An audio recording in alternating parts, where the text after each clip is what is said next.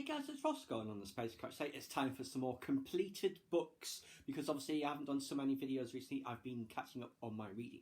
So first of all, The Supernatural Enhancements by Edgar Cantero.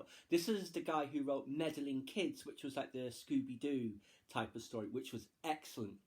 This one I was a bit more disappointed with. Everybody loves a conspiracy, don't they? When Ambrose Wells dies jumping out of his bedroom window in Axton House, forgetting to open it first, a distant relative and unusual companion takes possession of the Gothic estate at Point Bless, Virginia. But as they settle into their new surroundings, excited by rumours of ghosts, suicides and secret societies, they find themselves not just part of a mysterious game, but determined to win it. Now this is basically, it doesn't really take the form of a novel, it's like a bunch of like documents and diary entries and all that stuff. Sometimes that format works, it just didn't so much on this one. It's a decent overall story where this guy and this young girl who's deaf, he inherits this house from his uncle, and as it says, there's all these secret societies and stuff, trying to find out the whatever that's been going on in the past. Loads of like code breaking type stuff and all that, which is quite interesting, but the format just didn't really work for the novel. So I bought this because of Meddling Kids, but because of this I might not buy the next one by him, but it'll depend on what that novel is. I mean, this is all right, but I was a bit disappointed with it. One I was not disappointed with at all, A Radical Act of Free Magic. This is the sequel to A Declaration of the Rights of Magicians by H.G. Parry, and also she did the Uriah Heep one as well. So, the Concord has been broken, and a war of magic engulfs the world. In France, the brilliant young battle mage Napoleon Bonaparte has all but conquered Europe. Britain fights back, protected by the Gulf of the Channel and powerful fire magic. In Saint Domingue, Fina watches as Toussaint Louverture fights to liberate the country. But there's another even darker war being fought beneath the surface.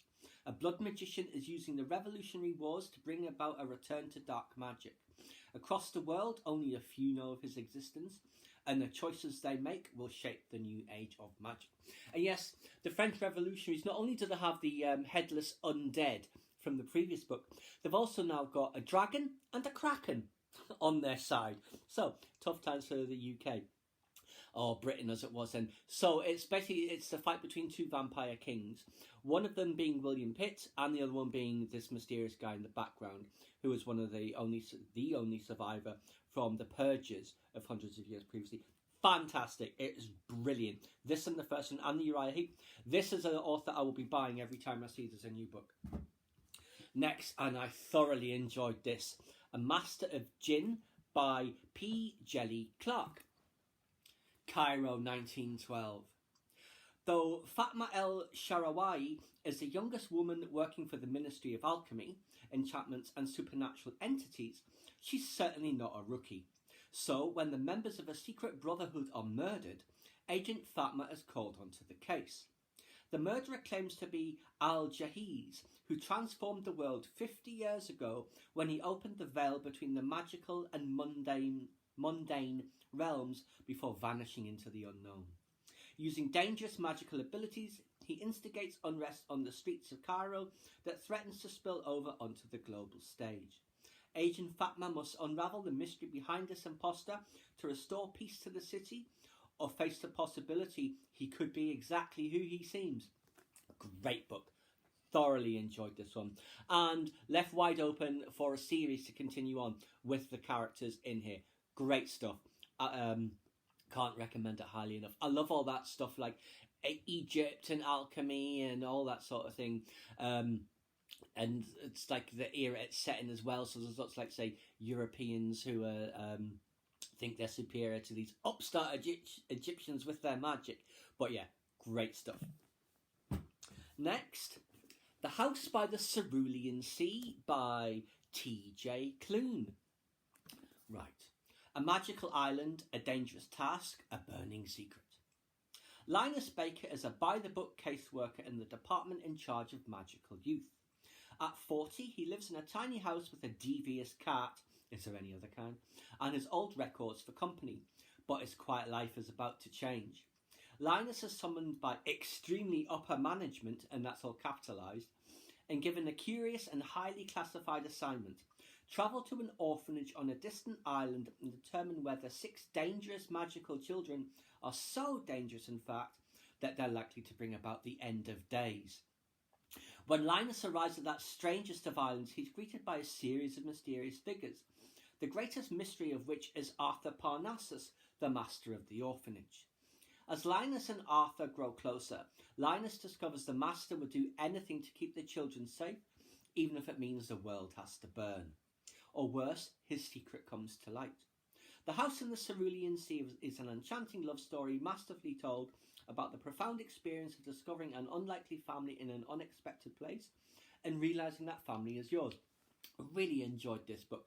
The kids are brilliant. One of them is Lucifer. He's about 12 years old, is the Lucifer, and he's got spiders in his brain, that's how he keeps saying. And he's always saying, well, I could flay them all alive. Would that help? You know, that sort of thing. It's hilarious.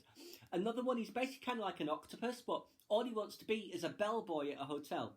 There's another one that's a wyvern, which is kind of like a bird-type creature. Others like gnomes and all that sort of stuff. It is great. I really enjoyed it. And it has a really satisfying outcome as well. So yes, The House by the Cerulean Sea. And finally, and I really enjoyed this one, The Cubit Zirconium, a Wibble and Plims investigation. This is Wibble and this is Plims. It says Keyforge, which is the game it's from. It's all about the Crucible, which is a world, rather than a planet, where basically everyone from everywhere is being translated. Not everyone. So you've got, let's see, she is basically like a floating fish. This, he, it, they, because this is, I guess, a trans non-binary robot, is they is a robot. There's others like, say, spaceships that you can see here has crashed with humans on board. There are also trolls, giants, you name it is in there. A large part of the surface of Mars, along with its cities and people, was transferred to this planet as well. It's great stuff. It's all about trying to find this diadem, like a tiara, the Cubit Zirconium, and everything that's related to it. Thoroughly enjoyed this. It was great stuff. That's by M. Darusha Wem, who are themselves, I think, trans non-binary. I saw a picture of them, and it was a blue hair job. So it's good because I learned about the correct use of pronouns in this, and I'm always happy to learn new things. And this was thoroughly enjoyable, and I really look forward to more Wibble and Plims investigations. So that's what I've been reading, as well, of course, as the Foundation trilogy. And I'm still working my way through June. I'm still on Heretics of June, but hopefully I'll get that finished off soon. But for now, that is what I've been reading. Please subscribe to my channel if you enjoyed this content.